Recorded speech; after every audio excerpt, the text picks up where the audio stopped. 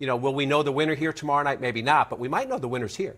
And so you see if they're sticking together or anything like that. But if you watch this play out, even if Donald Trump wins the blue wall, he still has to win somewhere else, right? But if you're winning the three of these, it's a pretty safe bet you're going to win at least one or two of those. We live in a pretty nationalized election climate. So that's why this one is so key, because it's 19, right? This is 16. That's 16. You think, well, that's only 3. But when you're trying to get to 270, if we have a, he wins one, she wins one, then you just get into this wild card race. I mean, it lets us, if Donald Trump were to win the whole blue wall, right?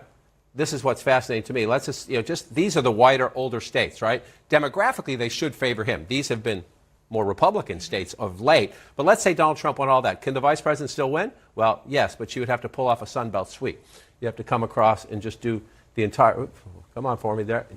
She would have to do all the Sun Belt states, right? It would be a very different map, a map like we've never seen before. But 2020 was a map with Arizona and Georgia flipping like we've never seen before, right. Which is why, these are the 3 that most likely are going to decide who goes to the dance, who gets 1600 Pennsylvania Avenue. Those are the 3 that are likely to decide it. But again, we live in this crazy year where there's many different paths. There's many different ways to get there. And again, we could have a blow by blow, state by state, or somebody could sweep them like Biden did in 2020.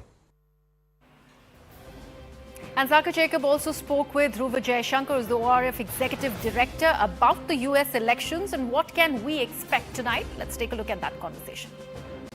So it's the big election in America between Kamala Harris and Donald Trump. While there is so much interest in India and around the world as to who will become the next president of the United States, it ultimately boils down to a bunch of swing states, some important communities, whether they show up at the vote or not.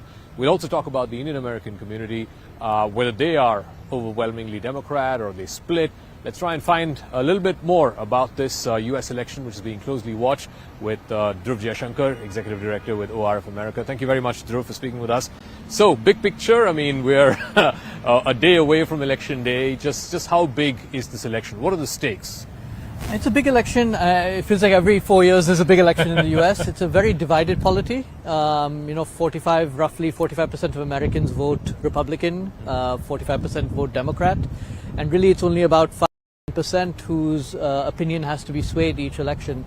And the divides are quite deep across age lines, gender lines, cultural lines, rural, urban. I think there's a big divide there. So I think this is playing out again, as it is every 4 years. What do you think it'll boil down to? I mean, in such a close race, is it the swing states? Is it who's motivated more? Is it anti-incumbency? What's the big X factor? There are lots of X factors, which is what's making it hard to predict. The polls show pretty much a 50-50 split. 7 states will really determine this election. They're called the swing states. I find it hard to believe the winner will not be the winner of Pennsylvania. I think that will be a state that just mathematically, unless many other results go in a very unexpected manner, that's a state that both either candidate will have to win the election. That's the biggest. That's the biggest prize. The biggest. And the margins are going to be very thin. So ultimately, it'll come down to voter enthusiasm for the 2 candidates. Whether more of Trump supporters come out to vote on Election Day, or whether more of Harris's voters come out.